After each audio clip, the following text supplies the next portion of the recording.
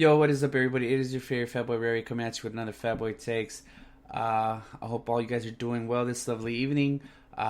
Just let me give you a little heads up what's been going on with me because I know I haven't done a pod in 2 weeks. So the first week, I'm gonna be real with you guys. I just needed the weekend for myself. I need to recharge the batteries. I've been working a grip. It's been fucking sucking. So I was like, man, I'm just gonna just chill. I'm not gonna do a pod. And then the second week, like literally the worst thing that can happen to a podcaster happened to me. Basically, I did a 55-minute pod with a lifelong Laker fan, and that shit got deleted. It was 55 minutes long, and it got deleted. So I just threw in the towel. Your boy was defeated. The fucking technology won, dude, that weekend. But I'm good now. I was able to do it. We're doing the pod today with the lifelong Laker fan. I'm trying something new, by the way. I recorded the pod on Discord, so hopefully it sounds good. The audio doesn't sound like poop. Yeah, so pretty much that's what's been going on with me. On today's Fat Boy Takes, obviously we're gonna talk about the Lakers. We're gonna talk about the NBA, and then I'm gonna pick my Fat Boy picks for Week 11. I am currently not doing any beer chugs or any of that stuff right now. So we gotta figure something else out to do for when I make some really, really shitty picks. So pretty much that's what's on tap for the pod today. So we're gonna talk Lakers, talk NBA, Fat Boy Picks Week 11. Just so you guys know, I'm gonna warn you guys. This pod is a long one. Get some chips, get some beers, post up with your favorite adult beverage, and I hope you guys enjoy. Let's get to it. Yo, what's up, everybody? I got my boy Sal today on the pod. The lifelong Laker fans back today. How's it going, Sal? How you doing today, brother? It's going good, man. How you been? I'm good. I'm good. Are you ready to get into it? Let's ready to talk some Lakers basketball. Let's do it. All right, let's go. So what is the Lakers record right now currently? I believe they are like 9-2. 9-2. Okay, with the second loss coming to the Raptors, correct? Yep. So what do you think these guys can improve on? Oh, they're 10-2. I'm sorry. Oh, Yeah, 10 the and second 2. loss. The losses came at the hands of the Clippers and the Raptors. But yeah, they're looking good, looking better every game. Looks Okay. like they're gelling more on offense. Um, what I'm really worried about is that still doesn't look like they 100% got an offensive system going. So no pick and roll still. Still having Yeah, an no issue with pick the and pick and rolls, roll. no nothing. It's still a lot of ISO. ISO But kickouts. yeah, dude, when you got two players like LeBron and AD, you can still get stuff done, especially with the teams they've played. So. So you think they're just making it harder on themselves by not running any pick and rolls, by not running any plays? Definitely. And when they do run them, there was a play last night where LeBron, read the defense and lobbed it over to AD. Dude, it was too easy. That LeBron, I mean, LeBron's still a freak of nature, man. He can bowl through anybody, and the fact that he don't like take it to the rack every single time, he's a dude that can take it to the rack and nobody can do anything about it, but he just don't do it. Yeah. So I don't know. They do seem like they grind it out sometimes, and that's a topic of concern, especially with Anthony Davis's shoulder. Something nagging there. Oh, well, they do definitely grind it out because they still have the best defense in the league so far. So they're Yeah, definitely winning their games because of their defense, not the offense. I believe the right. offense is ranked like 14th or 15th. Yeah, but when you're playing that good a defense, what I mean is you should not be winning games, you know, with 2 points against Oh, the Kings. definitely, definitely. I Yeah. agree. So I agree. So are they still having problems with the defense though? Like with sagging off on the guards when they get switches? that's the only chink in the defensive armor, man. That teams like the Bulls were able to get up to a big lead early because they were just shooting well from three, and it's because the Lakers don't do a great job of guarding the perimeter, especially off of pick and rolls. What I talked about in the last pod I was on, that um, Vogel, didn't want the bigs to be sagging on, or didn't want the bigs to be chasing guards on the perimeter. That's really translated to be a problem. And I mean, we haven't played like great 3-point shooting teams for that to really be exposed, but or teams that are gonna make you switch a lot with good guards. yeah, in that first half, dude, the Bulls game specifically is what made that stand out. Got it. So how do you feel about Kyle Kuzma? I haven't really asked you. I know he just came back. How do you feel about the man Kyle Kuzma?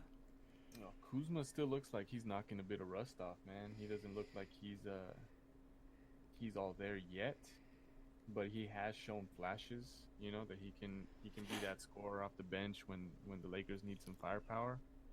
He's shown that he can do that.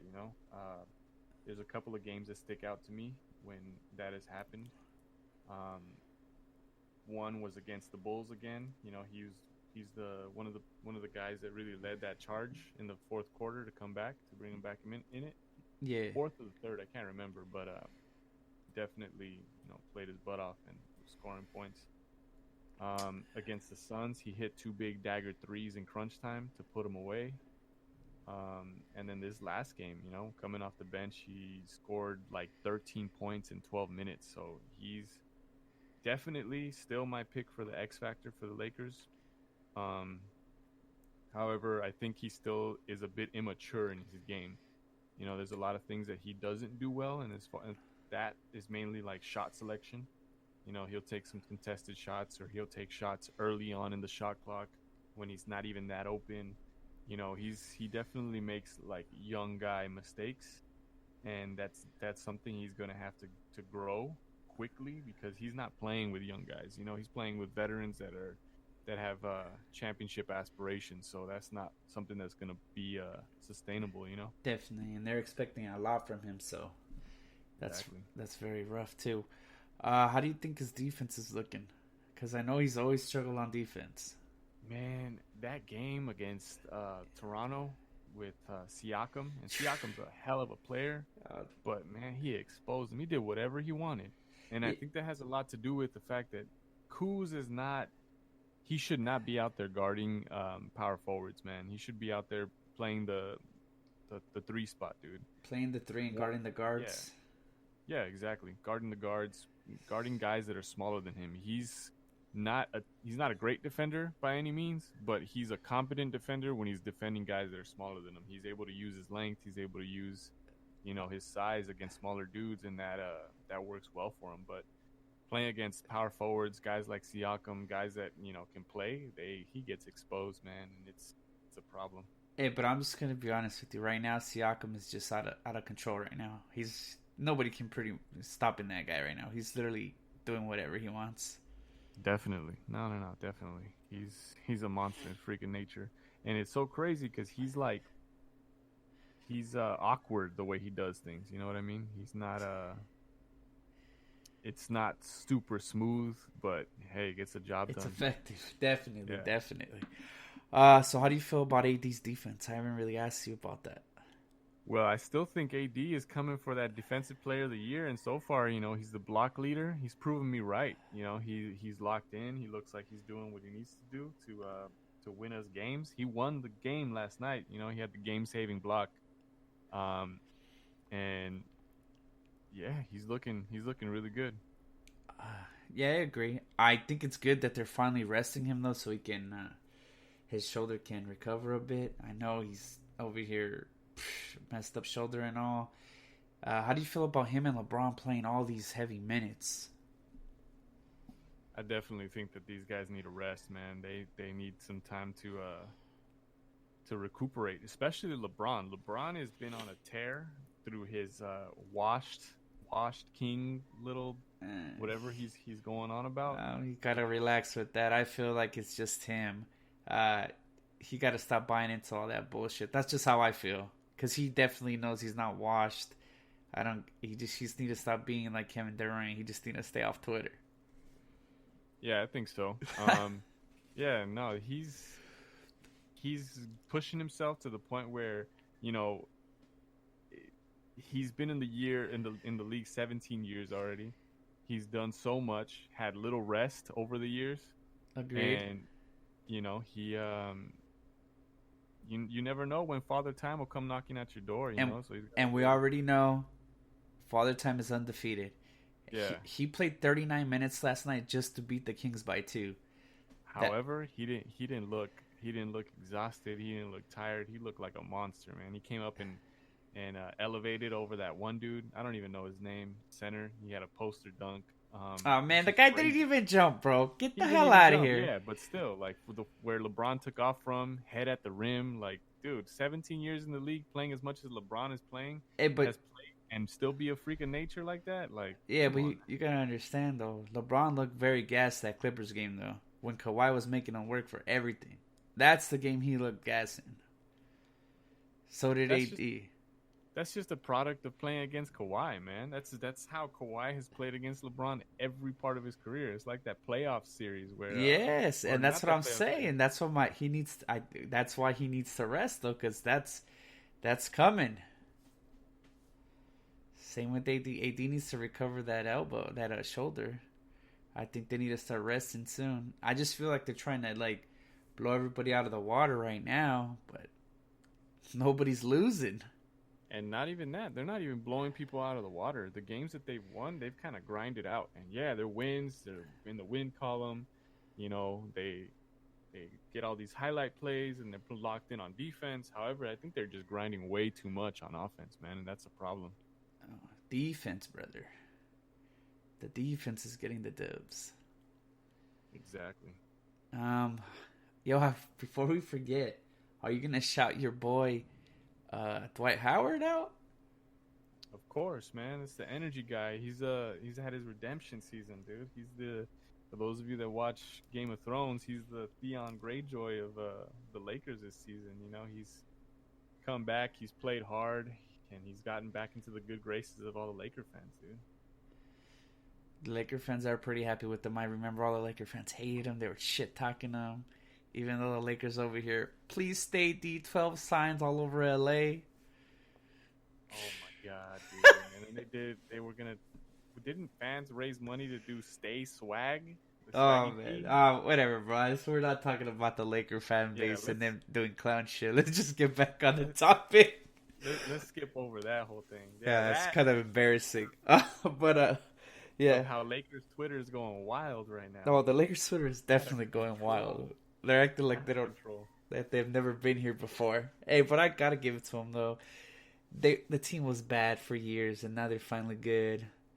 First place in the Western Conference. You gotta be happy about that. Definitely, yeah, no, for sure. I just don't want to be that dude that was like calling it early. Gas up the floats, this and that. Oh, yeah. Bro, that's everybody in my group thread, bro. Gas up the floats, boys. We just beat the Kings. Gas up the floats. We just had a 16-point comeback against the trash Bulls. Gas up the floats, boys. Gas up the floats. I don't want it's the Bulls, bro. Shit. I don't want this to be premature, man. But, okay.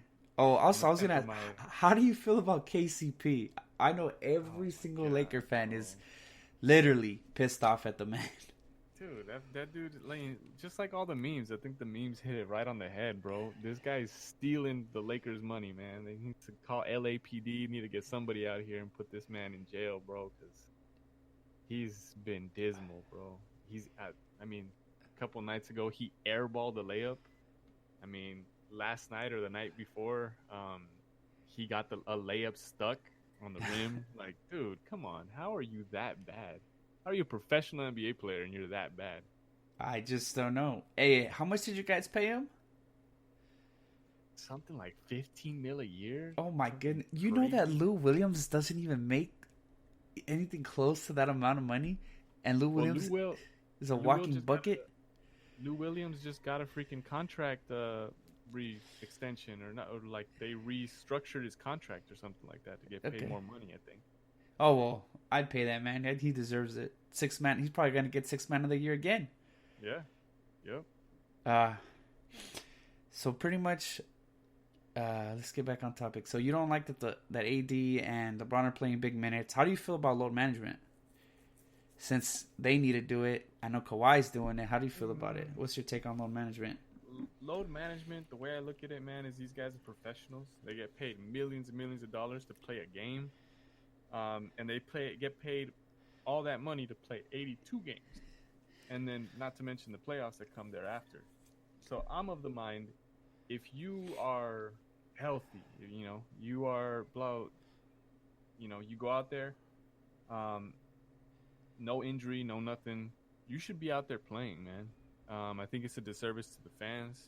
I think people pay all this money to go and see these players play, and let's say you pay a couple $100, you're sitting, somewhere pretty decent in the stadium, and then you find out a couple minutes before game time, Kawhi Leonard or Anthony Davis, LeBron James not playing tonight for load management. Like, it kind of, makes you feel like you didn't spend money wisely. Well, I don't know. To me, I think I see where you're coming from, but to me, I don't know. I don't really care too much about it because to me, I feel like I'd rather see these dudes, have big games in the playoffs. I'd rather see them like at 90% than at like 75%. I don't know. To me, I feel like at the end, the product will be better. Like when it comes playoff time, these players will be fresher. They'll just look better. So I don't know. To me, I'm like, Then why not? Then why not just start the season and it's playoffs and people are getting eliminated right off the bat? Like, because they don't work like that, buddy. They have to fight for the seeding. They can't just be seeded. You have to fight for the seeding, yes, but at the same time, like, all right, let's say a dude goes out there. I mean, the fact that LeBron has played so many years and so many playoff series and so many, he's done so much. The fact that he was like doing it and winning championships after a long stretch, whatever, it adds to the lore, man. However tired they are, it adds to the lore of like, it adds to their legend. Michael Jordan, the flu game, Kobe coming out playing with broken fingers. Like, dude, it just, it really adds to all of their greatness, dude, and that's cool to see. A guy that might not be at 100% but comes out and gives 100% anyway. That's cool. Better to see than a guy that like, oh, this dude rested all damn year and now he's ready to go. You know what I mean? Like, hey. The way I see it. At the end of the day, it's about winning them fucking rings. They're not gonna be like, yo, he won another ring. They're not gonna be like, oh, he load managed and won the ring. They're gonna be like, he won the ring. That's what they're gonna say. I hate how it goes down, but how do they measure everybody's legacy? By their success, by how many rings they won. Like the greats, it's always the rings. So I don't know. Yeah, definitely. But still, like I said, these guys get paid millions and millions of dollars to play 82 games. They should play 82 games in the season if they can. Now, I get that there's situations where guys are like, sore and they're at a high risk of injury. Maybe they're not injured. I think they should be a way to evaluate players and say, you know what, these guys, it's if he plays tonight, it's at risk of injury. He's a little older, blah, blah, blah. Data shows this. Cool. You can rest. That's fine. I'm not against resting. I'm against times where players are ready to go and in fact want to go, but teams are like, nah, you're not playing. And then people buy tickets, people spend money, people do this, and you don't even get to watch your favorite player play, Or maybe they should do that whole. They should make like a schedule, that they're not gonna play the player, Maybe like on this back to back, be like we're not playing Kawhi, like offer I don't know, discounted tickets, something like that. Something, because I agree, it's kind of shitty that they do that, but like I said, I don't really care for load management. I just want to see like the players at their best in the playoffs. But I can see your side. Also wanted to ask you about jokic. What do you think about jokic? You think jokic is fat? The man is what he is. He don't need to be in shape. He don't need to, because he's still balling out. He's balling out of his mind. And I think it's because of the way he plays. Like, his game is not predicated on athleticism, man. It's predicated on finesse. It's predicated on doing the little things right. He has excellent court vision. He can shoot the ball. He can do so many things really, really well. He has a high basketball IQ that he just don't need to be athletic. And I, in fact, if he was athletic, I don't think it would add that much to his game. You know what I mean? yeah, I agree. I like to me. I just feel like every time I hear somebody talking about jokic, it's like, yo, jokic is fucking fat. Jokic this, and it's like, my man, do you watch jokic play, or are you just gonna call him fat? Cause no, like my man is literally the best center in the league. Has literally like the man last year averaged what like a triple double in the playoffs, shot 40% from the 3 point line, like played he also played 81 games last year, um, and he played what really heavy minutes in the playoffs. Yeah, I played mad minutes in playoffs. I mean, back to back game sevens. You know, some of those game sevens went to overtime, Exactly. overtime. Like this, and this dude was still out there, like putting down. I On think them. he played the game six against the Spurs. I think that game six against the Spurs. I think that game went into double overtime, and he literally played the whole game. I'm just saying, a fat dude. I'm fat, dude. A fat dude like me is not gonna be able to fucking play 80 fucking minutes or 70 minutes or whatever the fuck he played. Well, it was like 70 minutes or some shit like that. I'm just saying, a fat, out of shape dude is not gonna be able to do that. Like, I don't know. Yeah. If I'm the owner of the Nuggets, I'm like, bro, eat whatever you. If you're gonna come out and produce like that, go ahead, bro. You want some Krispy Kreme? You want a No, burger? Krispy Kreme, that's Joel Embiid, bro. Yeah. That's Joel That's true. Embiid. Yeah. And on the other side of the coin, there's guys like that where supposedly they're athletic and they're out here eating McDonald's, you know, in the second quarter while they're sitting on the bench. McDonald's, fucking Krispy Kreme. Um, I don't know. I just feel like also another thing with Jokic. I think Jokic is like you said, really smart on the court. For example, that game against the Sixers, when he that whole sequence of that winning play, where he drives, he kicks it. I believe it's to Millsap, and then Embiid goes to double him with the other dude when he's by the under the court, and Embiid just runs to the 3 point line and literally gets a wide open three. Like how you can't that's something you can't teach right there. Like the man literally ran to the 3 point line, made the big shot, got the N1, game over. Like that's another thing like you can't teach. I feel like to me, I think Jokic is just like a Paul Gasol on steroids. Like I don't know, Yeah. that's just me. A Paul Gasol with a 3 point shot, dude. You know, maybe a little more physical than Paul Gasol, but I don't know. I know that one of the knocks or one of the comparisons that someone made, like, you know, with Jokic is that he, you know, like Shaq having that Shaq, you know, being or God, I can't find the right word. Athletic. Shaq, no, like Shaq having that yeah, well Shaq saying that he regrets, there we go, that he regrets not being in shape because he feels like that could have made him that much better. Yeah. However, you know, the difference between Jokic and Shaq is that Shaq relied heavily on his athleticism and his dominance. You know, Shaq was the kind of player where, you know, hey, you can jump on my back, but I'm still gonna go up and dunk it. Like he was just a monster, a beast, you know? Yeah. And I think in his case, yeah, sure, a diet, a workout regimen, you know, doing all that stuff would have helped him be even more dominant, which is scary. But, you know, Jokic is not, that's not his game, you know? Definitely. So, yeah, I don't see that argument really holding up, you know? No, I agree. I agree. Because how Jokic gets things done, it's what pick and pops, pick and rolls. You know, he can also pass the ball well. It's like he does all those things that Shaq couldn't do. Like you're not. When did you ever see Shaq do pick and pop? Never, because he couldn't shoot. You know, so it's kind of like their games. It's like exactly like you said.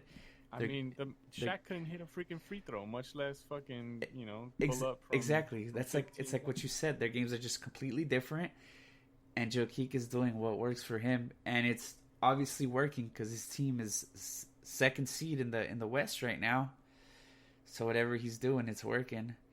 I just feel like he gets a lot of shit because everybody's like he's fat, but then it's like you look at his stats and it's like holy shit. and I know stats don't tell everything, but when you watch the man play, what is the man doing? Like setting constant picks for his players to get open. Like he's always making the right play. He's just a really, really smart player. Like him and Jamal Murray's 2-man game is ridiculous.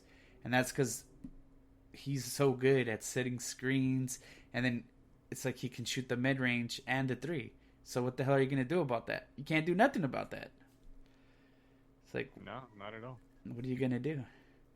All right. Enough about jokic. No, and another thing. No jokic slander will be tolerated on this pod. I will roast your shit.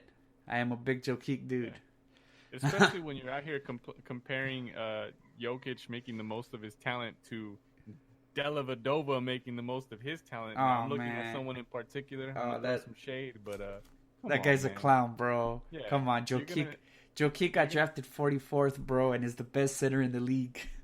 What the hell? How did that guy come up with that comparison? And then you're gonna compare him like, look at this player. He made the most. He made the most of his situation. He peaked pretty much. Yeah, but I don't know where he's at now. Like speaking of Delhi, where Delhi? I don't know. Delhi's somewhere. Is he working. maximizing his potential in China? Is he back in Australia? I don't know. I know that boy Jokic maximizing the fuck out of his potential in the fucking NBA. Exactly. All right. Enough about Jokic. Let's talk a little bit more about the West teams and the East. One thing that I know I need to say is that the fucking Warriors are a dumpster fire. So right away, our Warriors pick was dog shit. And that's because they suck. My boy D'Lo balling, though. Oh, your boy D'Lo is definitely balling. Hopefully they find a way to keep him, because I think once him, Curry, and Clay come back, that team is going to be disgusting. But there's rumors saying that they might trade him. But who knows? We'll see what happens. So I'm going to be honest, I'm going to take the Warriors out of my top 4. And I am probably going to plug I'm going to have to plug the Jazz in there, bro. And then I'm going to switch my sleeper to the Mavs. And then I feel Portland's been really disappointing as well. But I think... I feel exactly the same, dude. I'm gonna take out the Warriors, plug in Jazz and Mavs. But however, Portland, like you were probably gonna say, Portland might have just gotten a little more interesting with the fact that they signed Carmelo Anthony. Now that's contingent on how Carmelo Anthony is gonna accept his role. If he busts a Dwight Howard, lets go of the ego, and he comes in and he just does whatever Portland needs him to do, I think that team can be really, really good. But we'll see. We'll see how that ends up playing out. Well, pretty much right now, Portland's playing without a power forward. No Nurkic, no Collins. Done. They're done. So they desperately needed to sign Melo. So I guess for both of them, I think it's a good fit. Like, they both needed each other. But we'll see how it goes. So how do you feel about those teams in the West? Obviously, we already talked about the Lakers, so we're not going to talk about the Lakers that much. How do you feel about the Clippers? Salvador? Well, PG came back and he balled out. So, I mean, I don't know. I think the Clippers are still going to be scary. I think the West is pretty predictable. I don't think there's any super surprises that you're going to see from the West. I mean, with barring Phoenix is playing really good basketball right now. I mean, it's still tough for them to find their spot in the West because the West is so competitive. But I mean, D-Book is balling.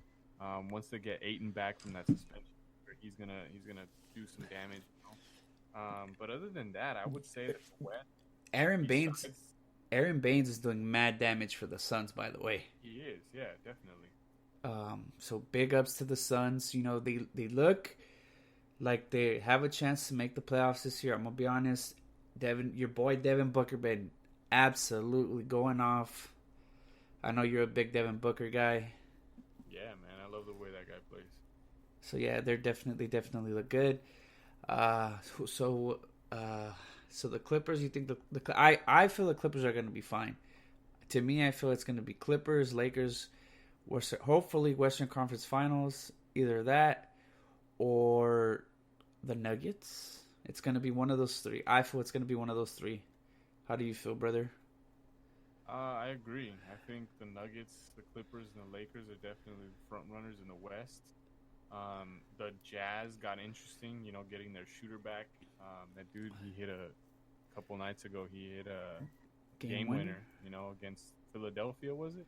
Yeah, against the Sixers. And he put up like 30 points. So that's going to be interesting. I think they have a good amount of firepower to be competitive in the West. But other than that, I mean, you can't. At least a two-headed monster. Maybe the Nuggets fall out somehow. I don't know. I think they play really good, like system basketball. That they're just going to be competitive no matter what. I agree. But the Lakers and the Clippers, I mean, that's the two-headed monster right there. I think they're going to be at the top. I don't know. Barring any injuries, I'm going to go ahead and knock on wood. I don't want either team to be injured. I want both teams to be at their best for those playoff series. But we'll see. I don't know. I think the Nuggets are well coached. I think the Nuggets are just a good team all around. Also, jokic, Murray's been playing okay. We already know Jokic's been balling. I feel like it's the West is a 3-team race. I don't want to disrespect the Jazz or anything like that, but I just think that the Nuggets are better, and so are the Clippers and Lakers. I feel, and also another thing with the Nuggets, they're just so well coached. I really like that coach. The thing with that coach is, if he makes mistakes, he holds himself accountable. Like, I've never heard him be like, "Oh, blame a player." He's always like, "Listen, I couldn't find a way to get him open. I couldn't find a way to get the team to play better D. This loss is on me. It's never on the team." He always takes account for his losses, and I gotta respect that. And I feel like he's just a really good coach. So I like the Nuggets to make some noise, see how it goes once they're in the playoffs. See how that goes. How do you feel? They look great. They look like a juggernaut, last playoffs. So I'm expecting them to continue that as well. Okay. How do you feel about the teams in the East? That I'm gonna be honest. I haven't really watched any teams in the East play. I do know that the Celtics are balling. Unfortunately for me, unfortunately, oh man, well that's very fucking fortunate for me that the motherfucking Celtics are balling.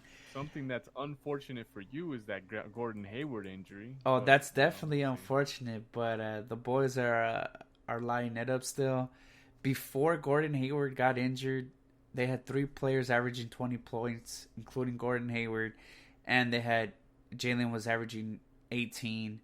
But that's before he came back from injury. So now Jalen's up to like 20 points. So right now Jalen, Jason, and Kemba are averaging 20 points.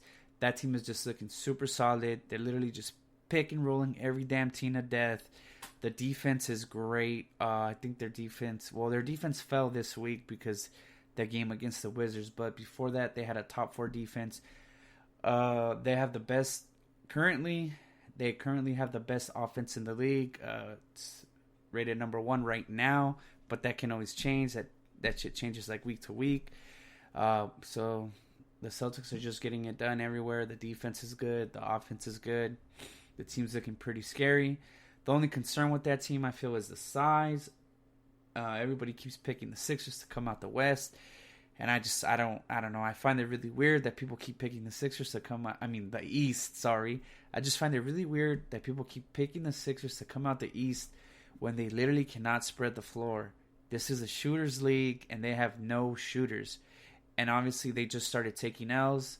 They took an L to the Suns, I believe, and then they took an L to the Jazz last week, and they just lost to the Magic. So they took 3 L's last week, while the Celtics are 10-1.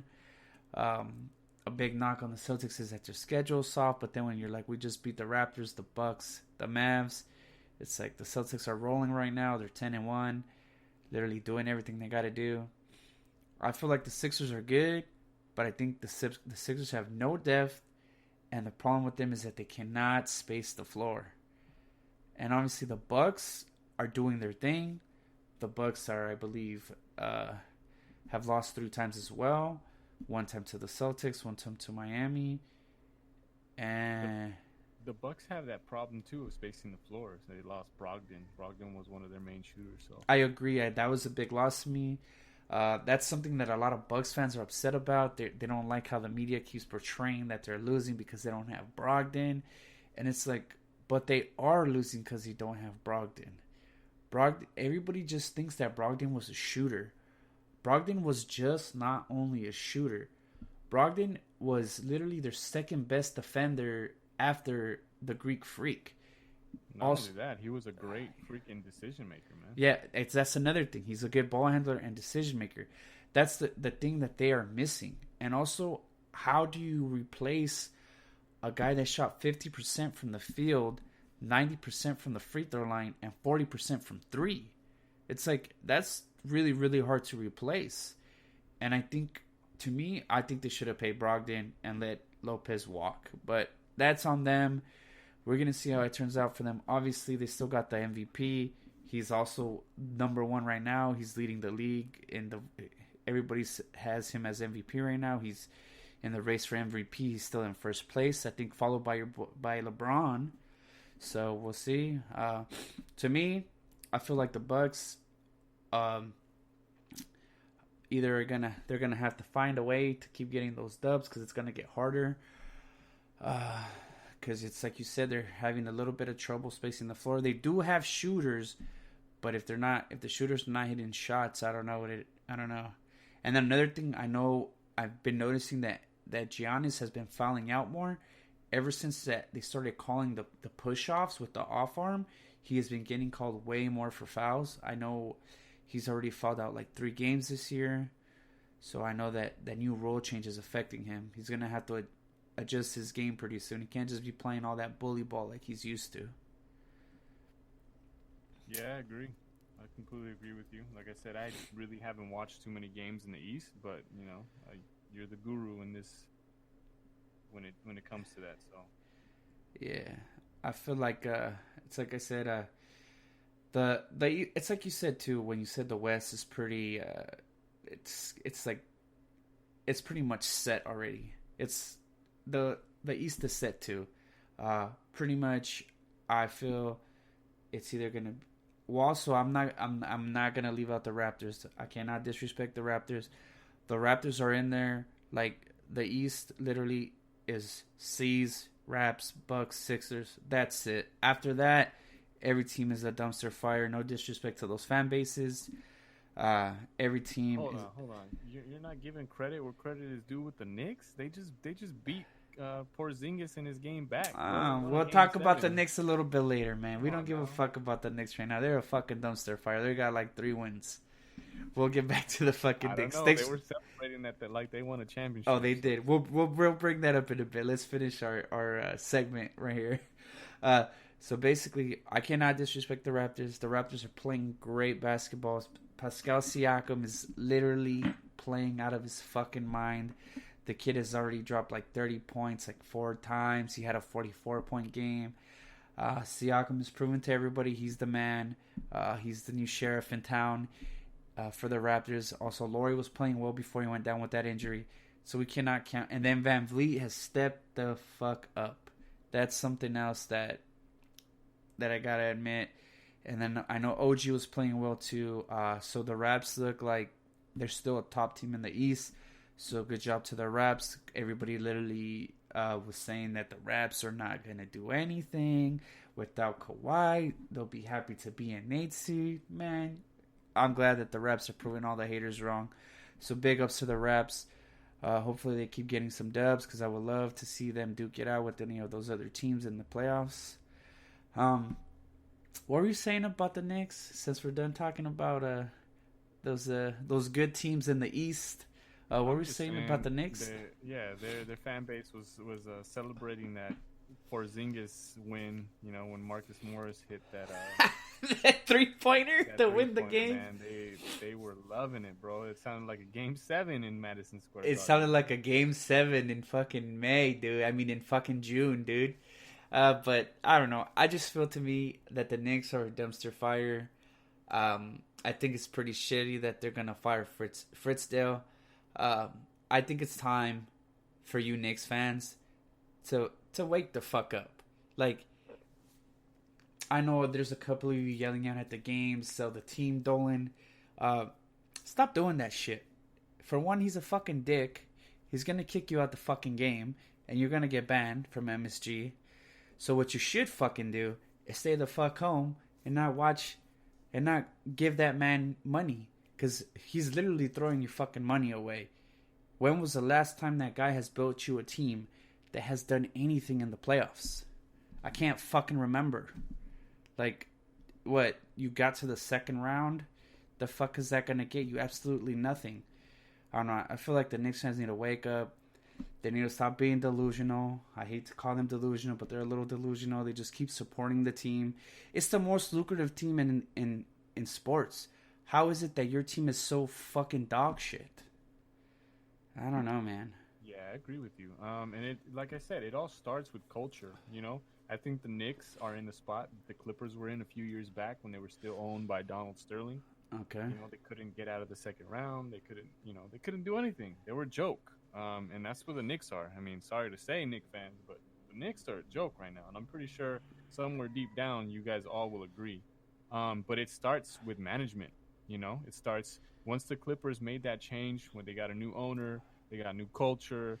Look at them now. You know, I'm not saying that and hopefully they don't win a championship, because that would be, I don't even want to experience what the ramifications of that would be in LA. But, you know, they're looking legit. They're looking like a team that people should legitimately fear, and rightfully so. And I think it all starts with that culture, you know, ownership, down to management, down to the players. Like, it all trickles down, you know. And when a guy's not doing, you know, he doesn't care about the team seemingly, because he must not if this is what he's putting out. That all comes down all to the players and how they play and how they perform, you know.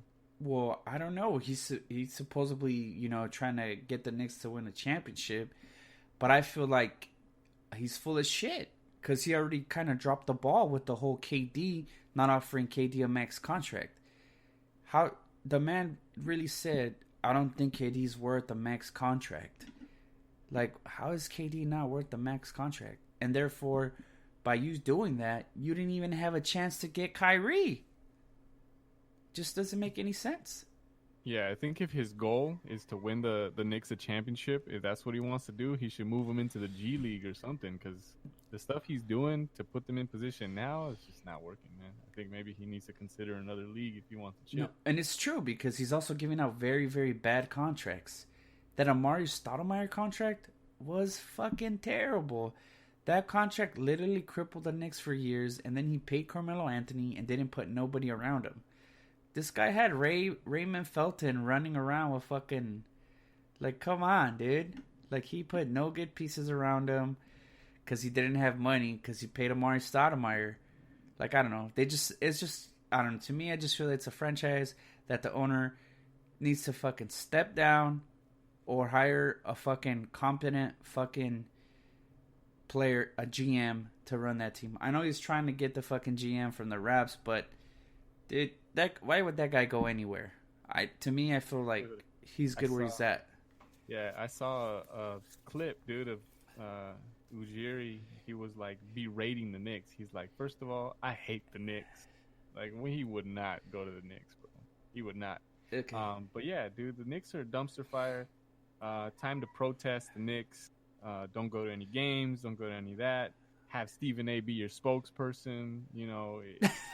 Yeah, Stephen A's big hater on that team, because he's a Knicks fan, but he hates the team because they suck, and he says it. So yeah. Anything else you want to add?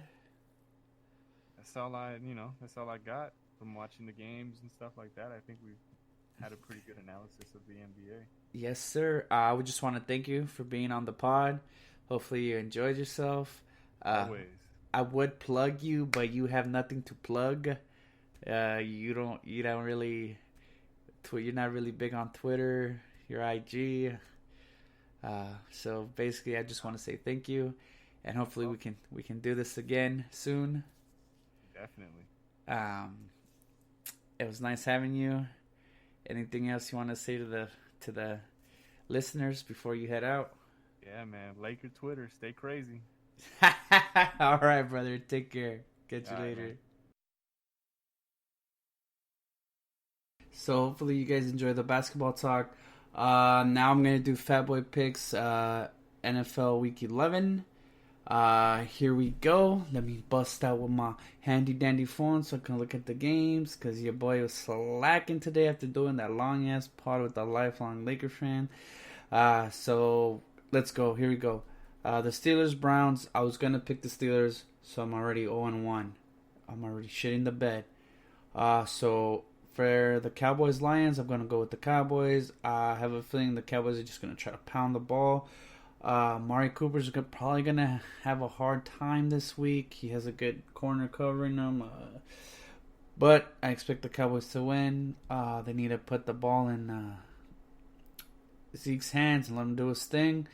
Get us to the promised land. Get us to that W. I'm also gonna check out this little Dallas Cowboys meetup this weekend. I'll let you guys know how that goes next weekend. It's literally like a 2-minute drive from my house, so I'm gonna go check that out. I hope it's cool. Like I said, I haven't been to it, so I'm gonna check it out. But I'm picking the Cowboys.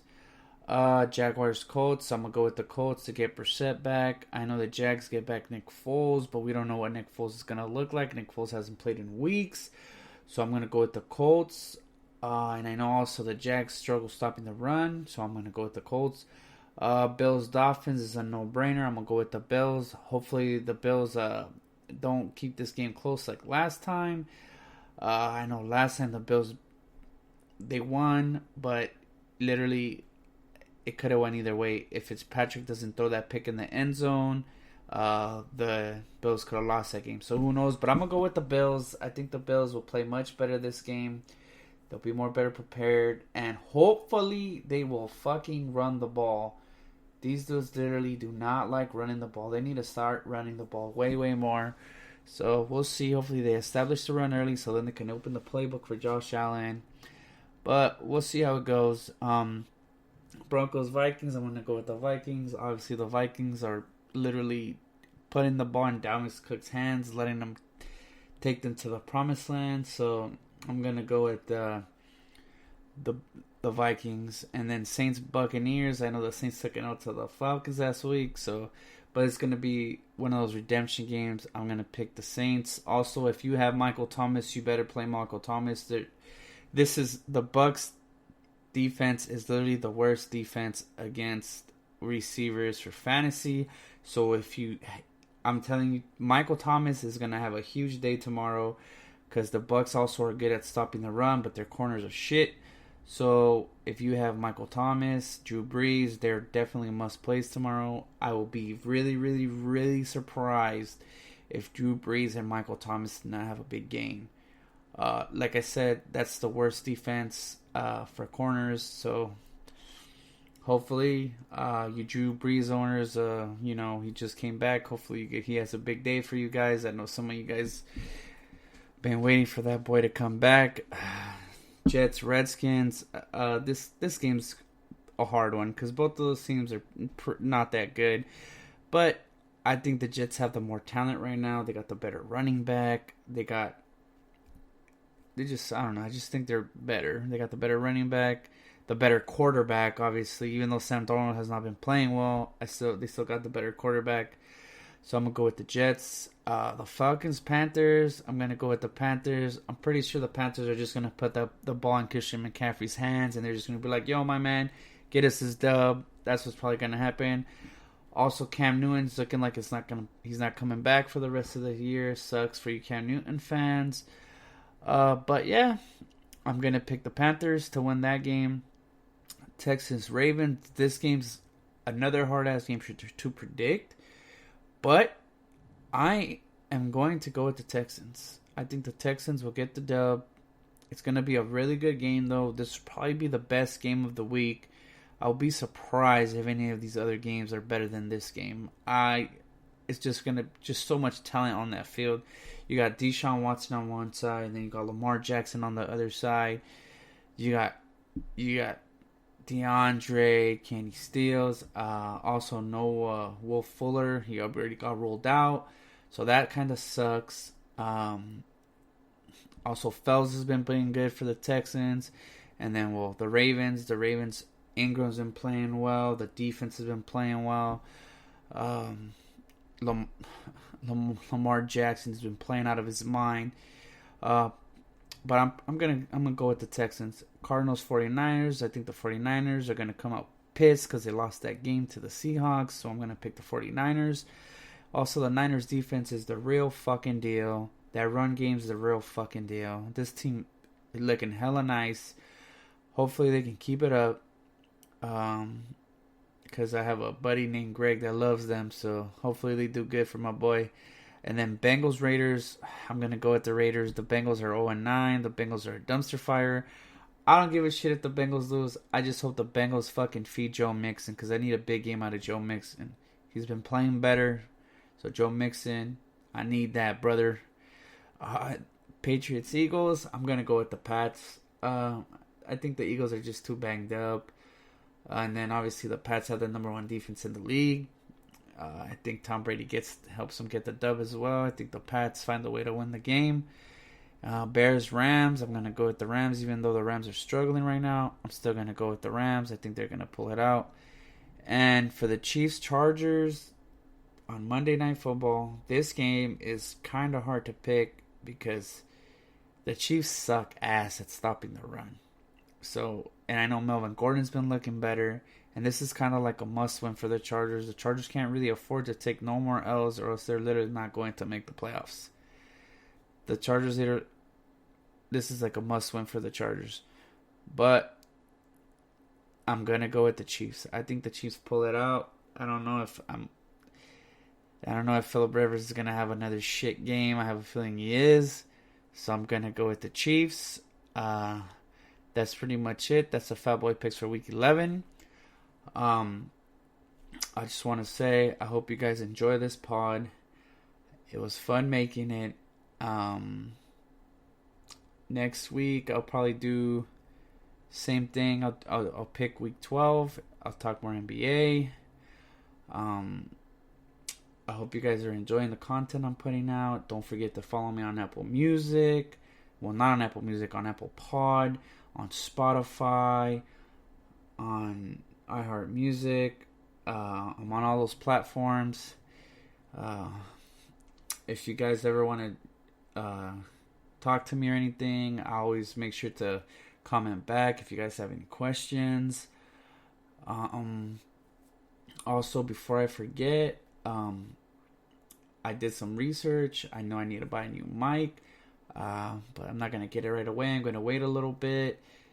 But yeah, that's pretty much it for today's pod. I hope you guys all have a wonderful evening. I know I already gave you guys a disclaimer. This is going to be a long fucking pod. So hopefully you guys sat through it. You enjoy it. I'll catch you guys next week. Take care.